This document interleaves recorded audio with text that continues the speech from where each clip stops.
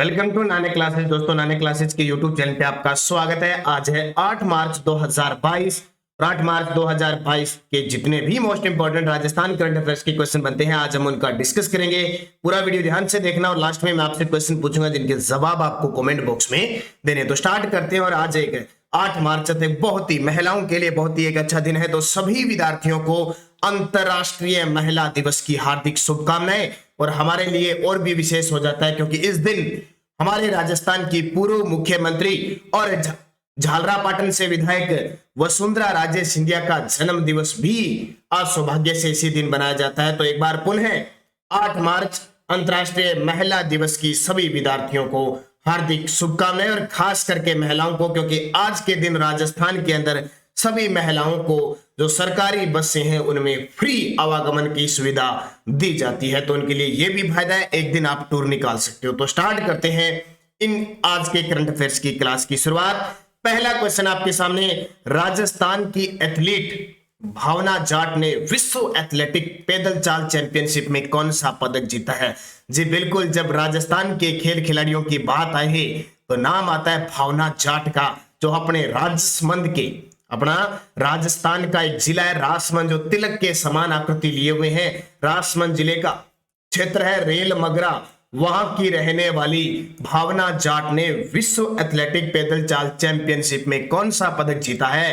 तो निशाना लगाया है कांस्य पदक पर। कौन सा पदक है? कांस्य पदक जीता है। तो देखिए ये आपके सामने तस्वीर है भावना जाट की। अब मैंने क्यों दिखाई है टोक्यो 2020 की? क्योंकि पिछला जो टोक्यो पे ओलंपिक हुआ था, टोक्यो मुख्य ओलंपिक हुआ था, उसमें भावना जाट ने भाग लिया था, लेकिन दुर्भाग्य से वो कोई पदक नहीं जीत पाई, लेकिन दिल जरूर जीत लिया। तो भारत की भावना जाट, रवीना और मुनीता प्रजापति ने विश्व एथलेटिक पैदल चाल टीम चैंपियनशिप 2022 में कांस्य पदक जीतकर इतिहास रच दिया। ये सबसे बड़ी बात है। क्या रच दिया? इतिहास रच दिया। जापान के मस्कट में आयोजित, वैसे आप जानते हो ओमान के अंदर मस्कट होता है, लेकिन जापान के अंदर भी मस्कट है। इस चैंपियनशिप में भारतीय टीम ने महिलाओं के 20 किलोमीटर वर्ग में देश को पहला कांस्य पदक जिताया।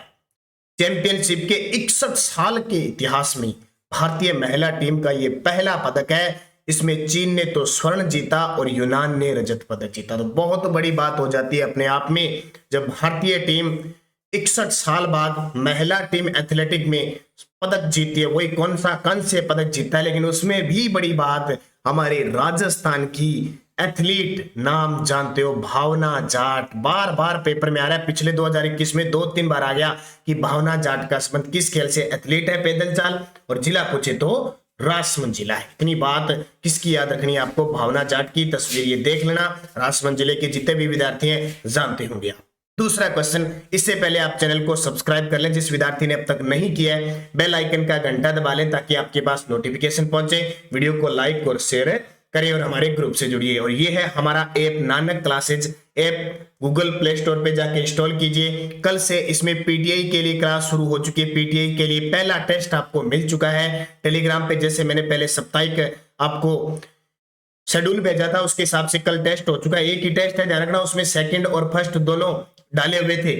अब आपको आज टेलीग्राम पे फिर शेड्यूल मिल जाएगा और हर मंडे के दिन आपको इस ऐप में टेस्ट मिलता रहेगा। उसके आंसर की वगैरह सब वहां पे आपको उपलब्ध होगी। तो आप आज ही नानक क्लासेज ऐप डाउनलोड कीजिए। और राजस्थान पुलिस के लिए महज हमने पहले 200 रुपए था, 100 रुपए में टेस्ट कर रखे हैं। 10 टेस्ट मिलेंगे, लगातार आपको अपलोड किए जा रहे हैं। जिस विद्यार्थी ने अब तक राजस्थान पुलिस के टेस्ट सीरीज नहीं लिया है जरूर लें, आपके लिए बहुत महत्वपूर्ण कड़ी साबित होने वाली है।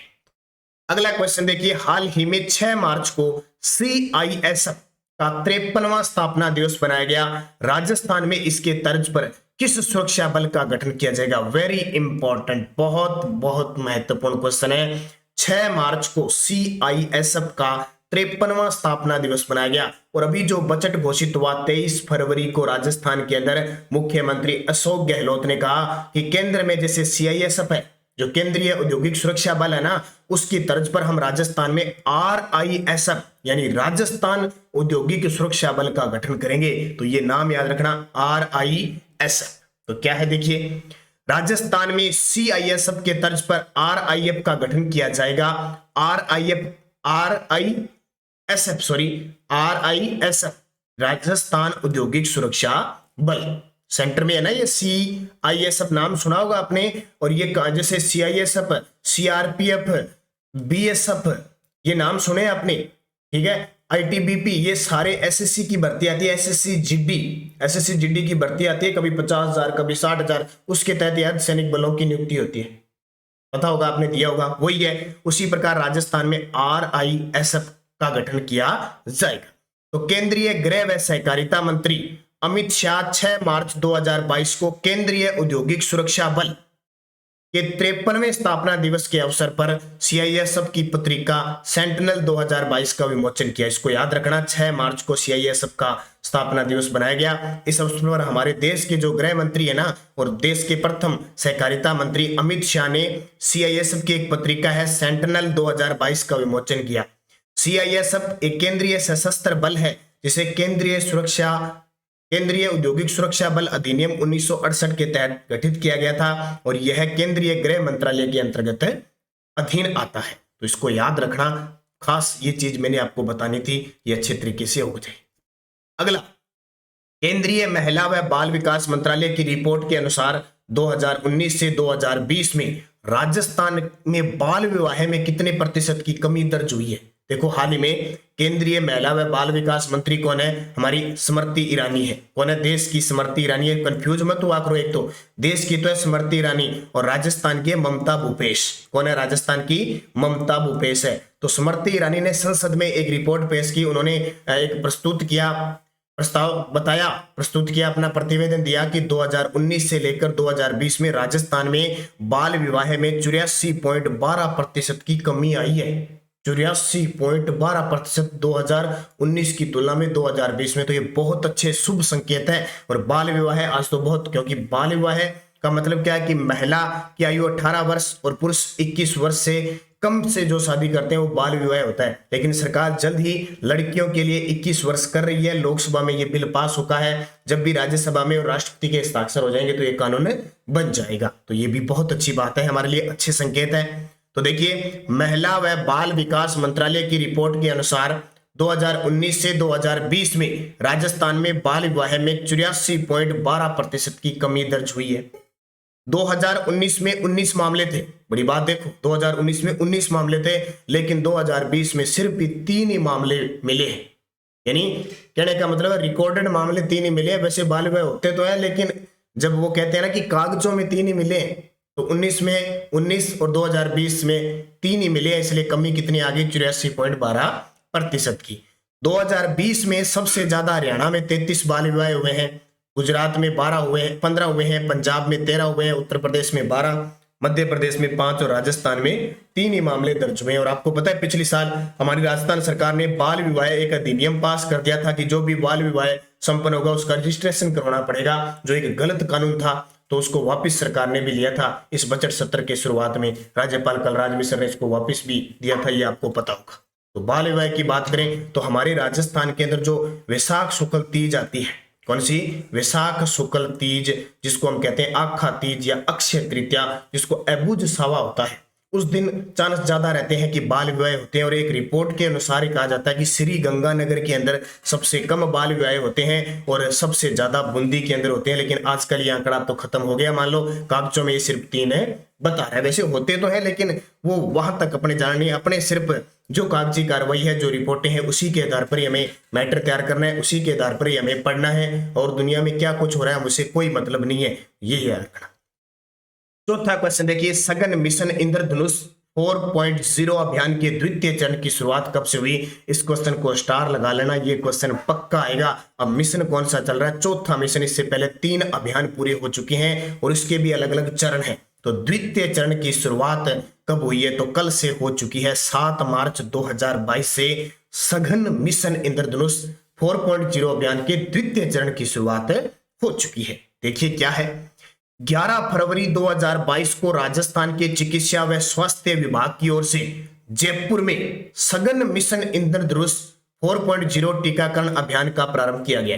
एक ध्यान रखना, सारे विद्यार्थी जितने भी राजस्थान का कोई भी एग्जाम ले लो, उसमें आपको राजस्थान करंट मिलेगा ही। अब छोटे से छोटे बता देता हूं मैं, BSTC, PTI, Rajasthan police, video, चाहे आप इसकी तैयारी करें first grade, second grade, PTI first grade, second grade, RS college lecturer, computer अनुदेशक, वनपाल, वन रक्षक, कोई भी एग्जाम दे लो आपको सबसे ज्यादा राजस्थान करंट मिलेगा और आपको पढ़ना ही पढ़ना है। निरंतर पढ़ोगे तो करंट का प्रश्न गलत नहीं होगा तो आपका सिलेक्शन होगा, क्योंकि बूंद बूंद से घड़ा भरता है, हर एक सब्जेक्ट को लेकर चलना पड़ता है, खास करके करंट। तो ध्यान रखना, सघन मिशन इंद्रधनुष 4.0 टीकाकरण अभियान का प्रारंभ किया गया। अब इसका प्रथम चरण देखो 11 से 13 फरवरी 2022 को चला। अब इसका दूसरा चरण 7 मार्च से 13 मार्च तक चलेगा और इसका तीसरा चरण 4 से 10 अप्रैल 2022 तक संचालित होगा। ये पॉइंट बहुत इंपॉर्टेंट है आपके लिए, अच्छे तरीके से याद रखना। अब ये क्या है सघन मिशन इंद्रधनुष? बहुत सारे विद्यार्थी जो अब जुड़े हैं, पहले उन्होंने कभी नहीं पढ़ा था, तो उनको पूरी बूस्टर डोज के माध्यम से मैं आपको समझा रहा हूं। सघन मिशन इंद्रधनुष 4.0 देखिए, बूस्टर डोज ये आपके लिए डोज इतनी शानदार है कि डोज का ही काम करेगी। जैसे सघन मिशन इंद्रधनुष 4.0, इस अभियान में 0 से 2 वर्ष, ये पेपर में बहुत बार आता है, तक के बच्चों और गर्भवती महिलाओं का टीकाकरण किया जाता है। यानी 0 से 2 वर्ष के बच्चों के लिए है ये खास करके, और जो गर्भवती महिलाएं उनका टीकाकरण किया जा रहा है। सघन मिशन इंद्रधनुष 4.0 टीकाकरण अभियान के प्रथम चरण में जयपुर जिले के करीब 487 बच्चों और 114 गर्भवती महिलाओं के टीकाकरण का लक्ष्य रखा गया। इन बच्चों को 9 तरह की बीमारियों से बचाने के लिए, ध्यान रखना पहले 7 थी अब 9 हो गई है, और वो 9 रोग याद रखना, BCG, polio, hepatitis B, pentavalent, FIPV, RVV, PCVV और MR के टीके लगाए जा रहे हैं। कितने पूछ ले कि आयु वर्ग कितना, 0 से 2 वर्ष, कितने प्रकार के रोगों के लिए है, 9 तरह के रोगों के लिए।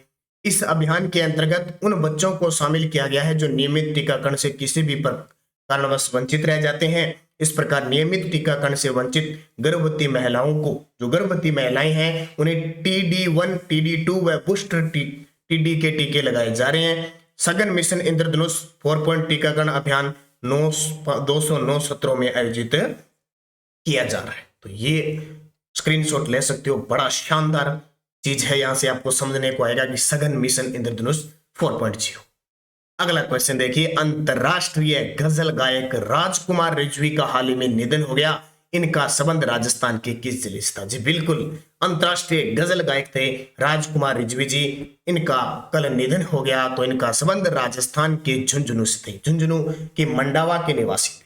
तो देखिए आपके सामने तस्वीर, अंतरराष्ट्रीय गजल गायक राजकुमार रिजवी, तो मंडावा झुंझुनू निवासी अंतरराष्ट्रीय गजल गायक राजकुमार रिजवी का निधन हो गया।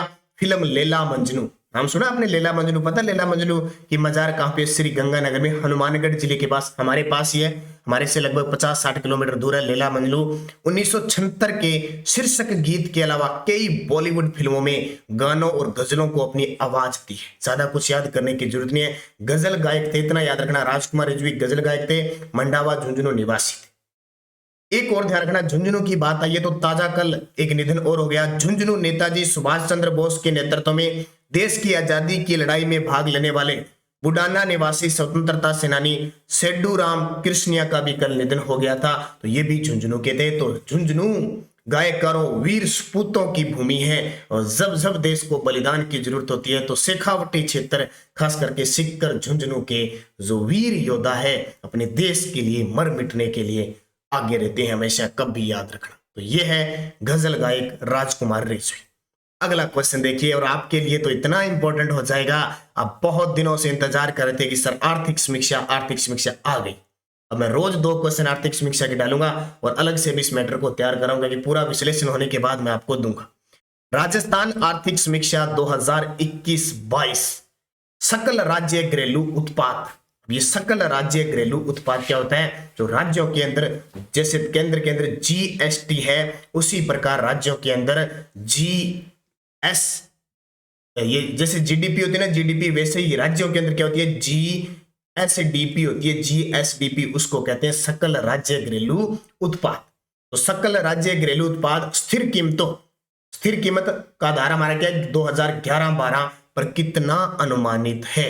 तो 7.13 लाख करोड़। कितना? 7.13 लाख करोड़। देखो याद रखना, पॉइंट बहुत इंपॉर्टेंट है, सीधा ही पेपर में आएगा। बड़े एग्जामों में आता है आर्थिक समीक्षा, जहां जहां आर्थिक समीक्षा की बात होती है, छोटे एग्जामों में बहुत कम पूछी जाती है। राजस्थान आर्थिक समीक्षा 2021-22 सकल राज्य घरेलू उत्पाद, ये आ गया ना जीएसडीपी, जैसे जीडीपी होती है ना उसी प्रकार जीएसडीपी, ये जीडीपी तो होती है, ये राज्यों की जीडीपी होती है। स्थिर कीमतों पर, एक होती है स्थिर कीमत, एक होती है प्रचलित कीमत। स्थिर कीमतों पर 7,33,017 करोड़, यानी शॉर्टकट में ज्यादा पेपर में आता है 7.33 लाख करोड़ अनुमानित है। जबकि प्रचलित कीमतों पर बात करें 11,96,137 करोड़ है, यानी 11.96 लाख करोड़ अनुमानित है। ये आंकड़ा याद रख लेना, बाकी ये इतने बड़े आंकड़े याद नहीं होते, बहुत कम पूछे जाते हैं पेपर में। तो ये दोनों पॉइंट क्लियर हो गए, इनको स्क्रीनशॉट ले लेना और अपने दिमाग में बिठा लेना। एक क्वेश्चन मैंने अलग से और दे दिया, राजस्थान आर्थिक समीक्षा 2021-22 स्थिर मूल्यों पर प्रति व्यक्ति आय कितनी आंकी गई है? प्रति व्यक्ति आय, ये बहुत इंपॉर्टेंट है कि हमारे राज्य के अंदर एक व्यक्ति को कितनी आय होती है। प्रति व्यक्ति आय किस में मापी जाती है? प्रति व्यक्ति आय देखो, प्रति व्यक्ति आय उसका जो जीवन जीने का आधार कह सकते हैं, वो कितना कमा रहा है, कितना लगा रहा है, और पूरे राजस्थान के अंदर ओवरऑल जितने नागरिक हैं उसके संसाधन के हिसाब से एक व्यक्ति को प्रति व्यक्ति आय कितना आती है, उस आधार पे। तो अभी आर्थिक समीक्षा 2021-22 स्थिर मूल्यों पर प्रति व्यक्ति आय आंकी गई है 81,231 करोड़। कितनी? 81,231 करोड़, जो पिछली 2020-21 की जो स्थिर मूल्यों पर थी वो थी 74,009 करोड़। तो बड़ी है, क्या है? बड़ी है, ध्यान रखना। तो 81,231 करोड़। बाकी मैं आर्थिक समीक्षा का स्पेशल टॉपिक करवाऊंगा, वीडियो मेंस के लिए भी अलग करवाऊंगा, सबके लिए करवाऊंगा, तो वहां पूरी डिटेल बताऊंगा आपको। यहाँ तो सिर्फ क्योंकि टाइम का अभाव है, सिर्फ 15 से 20 मिनट ही हम क्लास लेंगे। ज्यादा बड़ी क्लास लेने का मतलब ये नहीं होता, सुबह की क्लास का मतलब है 15 से 20 मिनट एकदम करंट का पता लगे। प्रति व्यक्ति आय स्थिर मूल्यों पर 81,231 करोड़, ये प्रश्न पक्का एग्जामों में आएगा। और प्रचलित मूल्यों पर याद रखना 1,35,218 करोड़। तो ये दोनों ही पॉइंट इंपॉर्टेंट है और वो भी इंपॉर्टेंट है। अब आपकी एक और ख्वाहिश मैंने पूरी कर दी, आपको पढ़ना है, आपको नौकरी लगना है, हर चीज आपको मिलती जा रही है। बहुत सारे विद्यार्थियों ने कहा कि सर रिवीजन क्लास, ये लो आपकी रिवीजन क्लास। कल हमने क्या पढ़ा था वो 8 क्वेश्चन मैंने दे दिए। केंद्रीय शहरी विकास मंत्रालय की स्मार्ट सिटी मिशन रैंकिंग में राजस्थान को कौन सी रैंकिंग मिली है? दूसरी। पहली किसको मिली है? झारखंड को। केंद्रीय शहरी विकास मंत्रालय की स्मार्ट सिटी योजना में राजस्थान के 4 शहरों में टॉप पे कौन सा रहा है? तो उदयपुर रहा है। टॉप पे कौन रहा है? उदयपुर रहा है, फिर जयपुर है, फिर कोटा है, फिर अजमेर है। राजस्थान हाईकोर्ट के कार्यवाहक मुख्य न्यायाधीश किसे नियुक्त किया गया है? मनिंदर मोहन श्रीवास्तव। किसको? मनिंदर मोहन श्रीवास्तव को। जौहर कला केंद्र में 9 दिवसीय रस रंगम महोत्सव की शुरुआत किसके द्वारा की गई? डॉक्टर बीडी कल्ला। एक युद्ध नशे के विरुद्ध अभियान के लिए किस जिले को राष्ट्रीय पुरस्कार मिला? बूंदी जिले को। और जासूसी रोकने के लिए ऑपरेशन सरहद अभियान किन जिलों में चलाया जा रहा है? पाकिस्तान की सीमा पर जैसलमेर और बाड़मेर। और 20 से 22 मार्च तक शेखावटी महोत्सव का आयोजन कहां किया जाएगा? लक्ष्मणगढ़ सीकर से। और मास्को वुशु चैंपियनशिप में राजस्थान की निकिता बंसल ने कौन सा पदक जीता? स्वर्ण पदक जीता। ले लीजिए स्क्रीनशॉट। और एक नई मुहिम फिर शुरू कर दी है। हालांकि मेरे को टाइम खूब लगा है, बहुत कुछ मैंने इसमें कुछ किया, लेकिन आपके लिए बहुत इंपॉर्टेंट होगा। तो ये आ गई यस्टरडे रिवीजन आपकी क्लास, और आप अच्छे तरीके से इसे दोबारा रिवीज कर सकते हो। अब ध्यान रखना, हमारी पीडीएफ कहाँ मिलती है? तो आप हमारे टेलीग्राम ग्रुप को ज्वाइन कीजिए, Nanak classes Rajasthan current affairs नाम से आप ग्रुप को ज्वाइन कीजिए। वीडियो के डिस्क्रिप्शन में लिंक है, वहां से भी आप ज्वाइन कर सकते हो। 25,000 प्लस विद्यार्थी जुड़े हुए हैं। वहां पे आपको शेड्यूल वगैरह सब मिल जाता है, पीटीए का वगैरह मिल जाता है और सारा हो जाता है। तो ज्वाइन कीजिए, पीडीएफ लिंक कोई भी सूचना होती है यहाँ आपको प्राप्त हो जाती है। अब यस्टरडे डोज क्या थी? मुख्यमंत्री कृषि साथी योजना के तहत 2,000 करोड़ रुपए की राशि को बढ़ाकर कितना किए जाने की घोषणा है? 5,000 करोड़। कम से कम 5 बार बता चुका हूं मैं बजट के बाद ये क्वेश्चन, तो ये पक्का पेपर में आने के चांस है। अब क्वेश्चन फॉर यू, जिसका जवाब आपको कमेंट बॉक्स में देना है। केंद्रीय शहरी विकास मंत्रालय की स्मार्ट सिटी मिशन रैंकिंग में राजस्थान को कौन सी रैंकिंग मिली है? पहली, दूसरी, तीसरी, 5वीं। अच्छे तरीके से पढ़ लेना इस क्वेश्चन को, इंपॉर्टेंट है। अब एलडीसी के एग्जाम में अगर ये क्वेश्चन आ जाए तो आपको ये नहीं करना है, ध्यान रखना, जो पीछे वाली रैंक है वो याद रखनी है। अब देखिए यस्टरडे डोज क्या थी, मीराबाई का जन्म कहां हुआ, तो सभी विद्यार्थियों को पता है कुड़की में हुआ था। कुड़की, ये कुड़की नागौर में, अब कुड़की वर्तमान में पाली में, ध्यान रखना। 1498 ईस्वी में इनका जन्म हुआ था राठौड़ वंश। महाराणा प्रताप का जन्म स्थान कहां पे, तो महाराणा प्रताप का जन्म याद रखना 9 मई 1540 को राजसमंद के कुंभलगढ़ दुर्ग के अंदर एक दुर्ग है कटारगढ़, और कटारगढ़ के अंदर एक महल बना हुआ है बादल महल, और बादल महल के अंदर एक छोटी सी और कचहरी है जूनी कचहरी। जूनी कचहरी को ज्येष्ठ शुक्ल तीज को जन्म हुआ था। इसका महाराणा प्रताप उपनाम किक्का। दादू संप्रदाय की मुख्य पीठ कहां पे, नरेना जयपुर के अंदर है दादू संप्रदाय। और उड़िया का पठार कहां स्थित है, सिरोही के अंदर, राजस्थान का सबसे ऊंचा पठार है। और साबरमती नदी का उद्गम कहां होता है, जाडोल की पहाड़ियां उदयपुर से होता है। और राजस्थान की ऐसी नदी जिसका उद्गम राजस्थान से होता है लेकिन वो गुजरात की मुख्य नदी है, वो नदी कौन सी है, साबरमती नदी। कई बार पेपर में क्वेश्चन आता है। पांचों क्वेश्चन जिस भी विद्यार्थी ने सही जवाब दिया उन सभी को हार्दिक शुभकामनाएं। अब आपके लिए नेक्स्ट डोज, क्या डोज कौन सी, नेक्स्ट डोज माही नदी का उद्गम स्थल कौन सा है। वर्तमान में मैं आपको ज्यादातर हर एक चीज से क्लियर करवा रहा हूं, सारी नदियां क्लियर करवा रहा हूं। माही नदी का उद्गम स्थल कहां होता है, अब आपको क्या पॉइंट बताना है, उद्गम कहां होता है, किन जिलों में है, कौन सा बांध है, कहां जाके गिरती है, ये बात बता देना मुझे कमेंट करके। हमीर रासो ग्रंथ के लेखक कौन है, ये बताना है। राजस्थान का सड़क घनत्व कितना है, फिर मैं बताऊंगा। अभी आर्थिक समीक्षा 2021-22 के अनुसार आपको बताना है कि राजस्थान का सड़क घनत्व कितना है। राजस्थान की प्रथम सौर ऊर्जा परियोजना कौन सी है, किस जिले में है, ये बताना है। और विश्व का तीसरा बड़ा महासागर कौन सा है। देखो प्रथम आपको पता होगा, सेकंड आपको पता होगा, मैं पूछ रहा हूं सीधा तीसरा, फिर मैं आपको तीनों बताऊंगा। तो पांचों के जवाब आपको कमेंट बॉक्स में देने हैं। जाते जाते आप वीडियो को लाइक कर देना, शेयर करना। अगर आप चैनल पे नए हैं तो इसको सब्सक्राइब कर लेना। और हमारी जनवरी और फरवरी दोनों महीने की करंट अफेयर्स तैयार है। कोई विद्यार्थी पीडीएफ निकालने के लिए प्रिंट लेना चाहता है तो 8094496272 इस नंबर पे फोन पे, गूगल पे, पेटीएम की व्यवस्था है। आपको अगर जनवरी और फरवरी, इंडिया की तो है ही, इंडिया की भी है और राजस्थान की भी, अगर दोनों लेना चाहते हो तो 30 रुपए पे कर देना और आपको जनवरी फरवरी इंडिया और राजस्थान दोनों ही मिल जाएगी। इस नंबर पे करके और स्क्रीनशॉट डाल देना मुझे, और मैं इसी नंबर पे व्हाट्सएप पे आपको पीडीएफ भेज दूंगा। पूरे एक साल की भी हमारे पास उपलब्ध है, 2021 की पूरी और फरवरी 2022 तक। अगर वो लेना चाहते हो तो उसका चार्ज सिर्फ महज 50 रुपए, तो वो पूरा आपको मिल जाएगा, क्योंकि पीडीएफ आपके लिए इंपॉर्टेंट है। राजस्थान करंट अफेयर्स की बात आए तो आपके लिए बाहर जाने की कोई गुंजाइश नहीं रह जाती। तो धन्यवाद, निरंतर अध्ययन करें, पढ़ें। 2022 आपका स्वर्ण काल है, इसलिए समर्पित 2022 को। तो जय हिंद, जय भारत।